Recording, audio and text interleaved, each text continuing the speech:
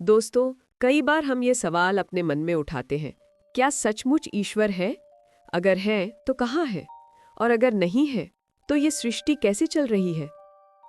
आज की ये कहानी भगवान बुद्ध और उनके शिष्यों की है, जो हमें सिखाती है कि ईश्वर को मानो नहीं बल्कि जानो। लेकिन शुरू करने से पहले अगर आप हमारे चैनल पर नए हैं तो अभी सब्सक्राइब कर लें, ताकि ऐसी ही प्रेरणादायक बुद्ध की कहानी आपको रोज मिलती रहे। प्राचीन भारत के एक सुंदर गांव से बुद्ध अपने दो शिष्यों आनंद और स्वास्थ्य के साथ गुजर रहे थे।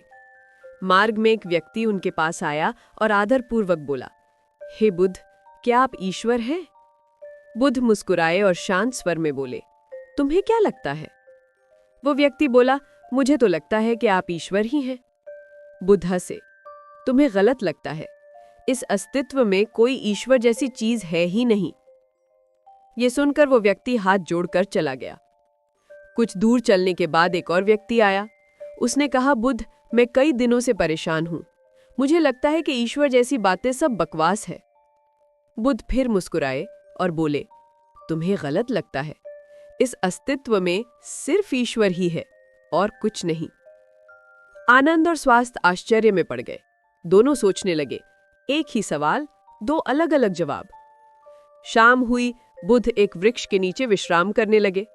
तभी तीसरा व्यक्ति आया, घबराया हुआ, थका हुआ। वो बोला, हे बुद्ध, मैं बहुत परेशान हूं। मुझे बताइए, क्या ईश्वर है या नहीं? मैं मार्गदर्शन चाहता हूं। बुद्ध ने कोई उत्तर नहीं दिया। उन्होंने मौन धारण कर लिया, आंखें बंद कर ली। अब आनंद और स्वास्थ्य की जिज्ञासा चरम पर थी। तीनों सवाल और तीन अलग अलग उत्तर। रात में आनंद ने बुद्ध से पूछा, भगवान, जब पहले व्यक्ति ने पूछा आपने कहा ईश्वर नहीं है, दूसरे को कहा ईश्वर ही है और तीसरे को मौन, ऐसा क्यों? बुद्ध मुस्कुराए और बोले, आनंद, जो पहला व्यक्ति था उसने मान लिया था कि ईश्वर है। मैं उसकी मान्यता को तोड़ना चाहता था ताकि वो खोज शुरू करे। दूसरा व्यक्ति, उसने मान लिया था कि ईश्वर नहीं है। मैं उसकी अंध नास्तिकता को मिटाना चाहता था ताकि वो भी खोजे। और तीसरा व्यक्ति क्या? वो अब भी खोज में था, संशय में था, इसलिए मौन रहना ही उचित था, क्योंकि सत्य का उत्तर शब्दों में नहीं, अनुभव में मिलता है। बुद्ध के इन उत्तरों ने उनके शिष्यों को गहराई से झंझोर दिया। स्वास्थ्य ने पूछा, भगवान, क्या आप सच में मानते हैं कि ईश्वर है? बुद्ध ने कहा, स्वास्थ्य मैं उत्तर दूंगा, पर पहले तुम बताओ, क्या तुम सूर्य को मानते हो? स्वास्थ्य हंस पड़ा, ये कैसा प्रश्न है प्रभु? सूर्य तो प्रत्यक्ष है, उसे मानने की जरूरत ही क्या है? बुद्ध बोले, ठीक कहा, जो प्रत्यक्ष है उसे मानना नहीं पड़ता, उसे देखा और जाना जाता है। अगर ईश्वर प्रत्यक्ष हो जाए तो फिर उसे मानने या ना मानने का प्रश्न ही नहीं उठता। स्वास्थ्य चुप रहा। बुद्ध आगे बोले, ये प्रश्न कि ईश्वर है या नहीं दरअसल एक गलत प्रश्न है, क्योंकि ये प्रश्न ही अज्ञान से उपजता है। ईश्वर को माना नहीं जाता, उसे जाना जाता है। जो मानता है वो रुक जाता है, जो जानना चाहता है वो आगे बढ़ता है। मानने में कोई मेहनत नहीं लगती, किसी ने कहा और तुमने मान लिया। पर जानने के लिए भीतर उतरना पड़ता है, धारणाओं से परे, अहंकार से मुक्त होकर। अगले दिन सुबह वही जिज्ञासु व्यक्ति फिर लौटा, जिससे बुद्ध ने मौन साध लिया था। वो बोला, हे बुद्ध, मैं वर्षों से ईश्वर को खोज रहा हूं। मैंने मंदिर, तीर्थ, अनुष्ठान सब किए, फिर भी ईश्वर नहीं मिला। मुझे मार्ग बताइए। बुद्ध बोले, मैं तुम्हारी मदद करूंगा, पर पहले तुम मेरी मदद करो। मेरा एक मोती खो गया है, उसे खोजने में मेरी सहायता करो। वो व्यक्ति बोला, जरूर।